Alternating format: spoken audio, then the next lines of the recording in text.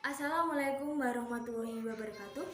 Perkenalkan, kami dari kelompok 2 mata kuliah Psikologi Perkembangan kelas C yang diampu oleh Bapak Pariman MPSI.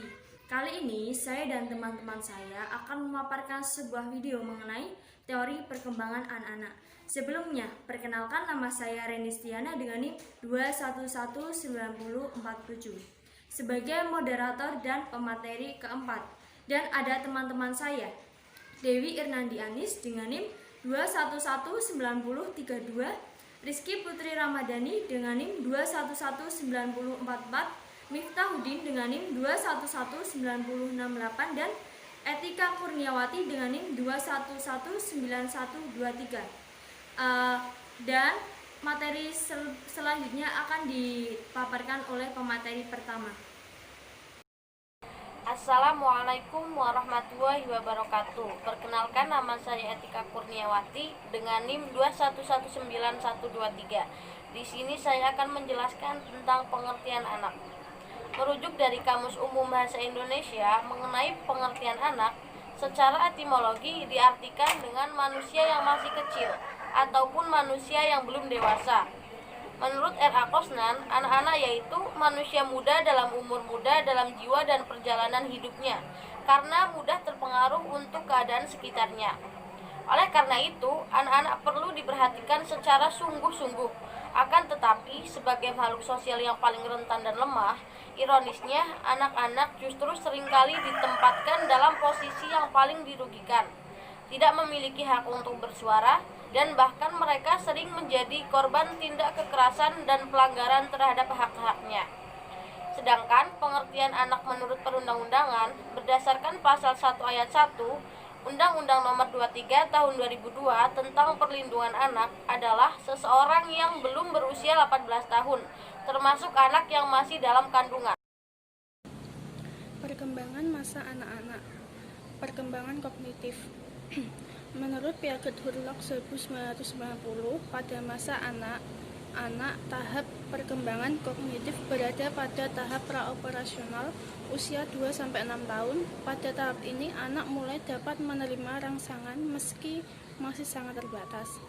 Ciri tahapan ini adalah anak mulai bisa menggunakan operasi mental yang jarang sekali logika kurang memadai. Pada masa ini, seorang anak masih tergolong egosentris karena seorang anak memiliki ketidakmampuan untuk membedakan perspektif diri sendiri dengan perspektif orang lain.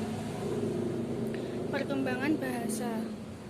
Pada masa anak-anak, perkembangan bahasa ditandai dengan pengucapan kata-kata. Anak sulit mengucapkan bunyi tertentu dan kombinasi bunyi Z, W, D, S, dan G, dan kombinasi huruf mati ST, STR, DR, dan FL, menambah kosakata membentuk kalimat. Perkembangan emosi. Usia 2 tahun seorang anak mengembangkan kemampuan berempati. Usia 3 tahun seorang anak belajar bahwa ekspresi kemarahan dan agresi dikendalikan dengan hadirnya orang dewasa. Usia 4 tahun, namun di sekitar teman sebaya anak kurang mau menekankan perilaku emosi negatif.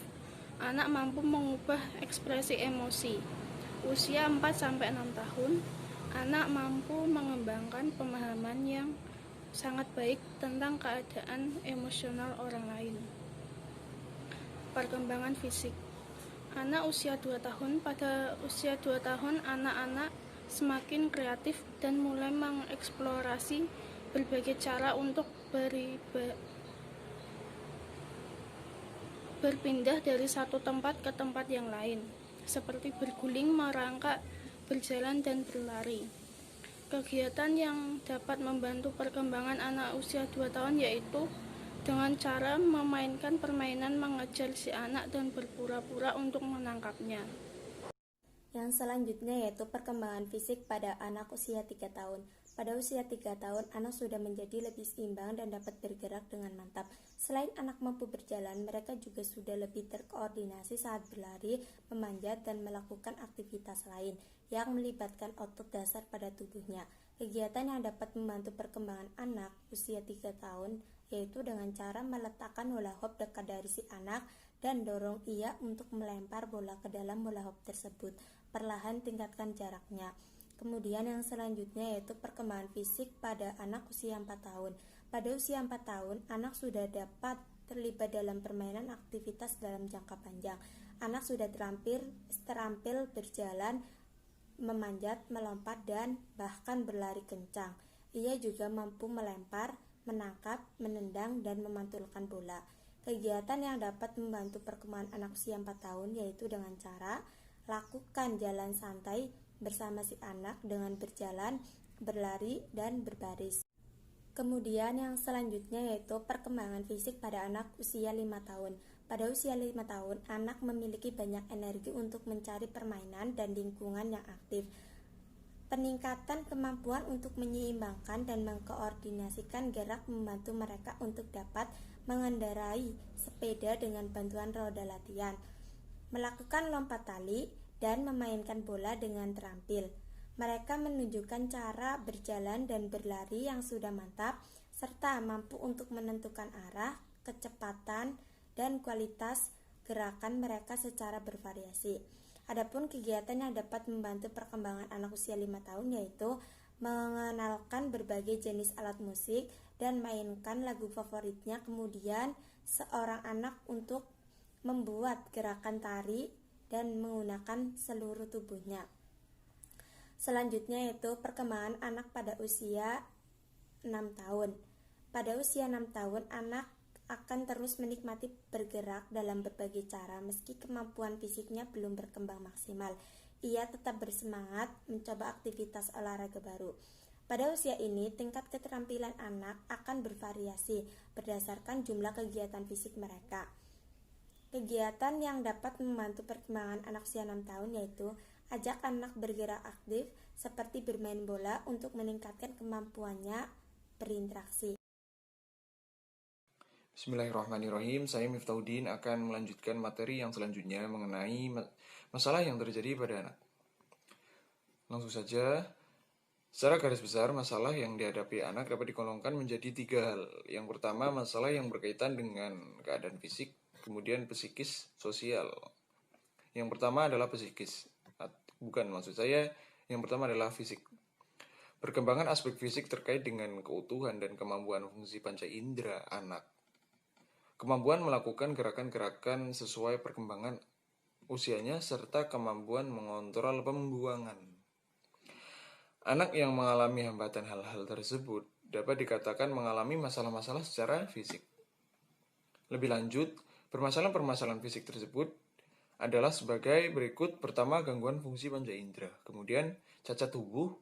3, faktor keadaan fisik atau kegemukan atau obesitas ya. Kemudian lanjut yang kedua adalah masalah psikis.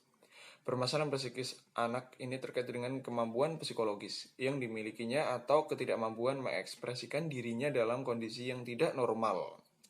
Beberapa permasalahan psikis yang seringkali dialami anak adalah pertama, gangguan konsentrasi.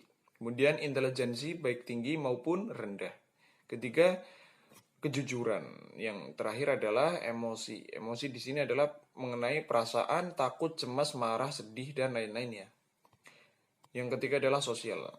Perkembangan sosial anak berhubungan dengan kemampuan anak dalam berinteraksi dan dengan teman sebayanya, kemudian dengan orang yang lebih dewasa atau orang dewasa, dan yang terakhir adalah lingkungan pergaulan yang lebih luas. Dengan demikian, permasalahan-permasalahan anak dalam bidang sosial juga berkaitan dengan pergaulan atau hubungan sosial yang meliputi perilaku-perilaku. Pertama, tingkah laku agresif. Kemudian daya usia yang kurang. Kemudian yang ketiga adalah pemalu. Keempat, anak itu terkesan manja dan karena faktor orang tua sih kalau ini. Kelima, negativisme. Dan yang ke-7, perilaku, yang ke-6, perilaku berkuasa. Yang terakhir, perilaku merusak. Jadi, jika disimpulkan untuk masalah yang terakhir, yang ketiga ini, bahwa pergaulan itu dapat mempengaruhi perkembangan anak. Dari saya cukup seperti itu. Untuk materi selanjutnya akan dilanjut oleh teman saya. Saya Renisiana dengan NIM 211 akan memaparkan video tentang faktor-faktor yang mempengaruhi perkembangan. Faktor-faktor yang mempengaruhi perkembangan itu dibagi menjadi dua. Yang pertama, faktor hereditas dan faktor lingkungan.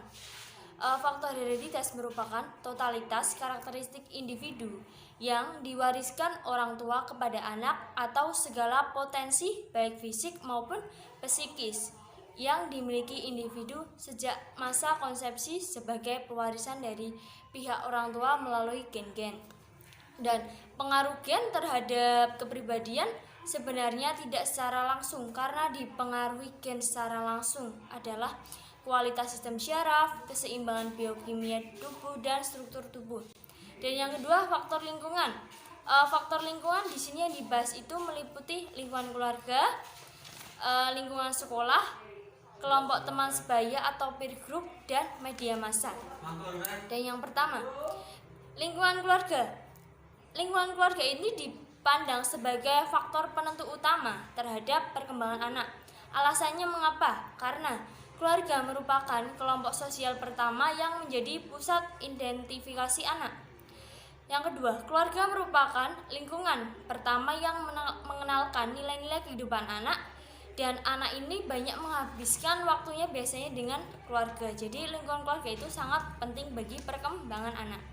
Dan yang kedua, lingkungan sekolah.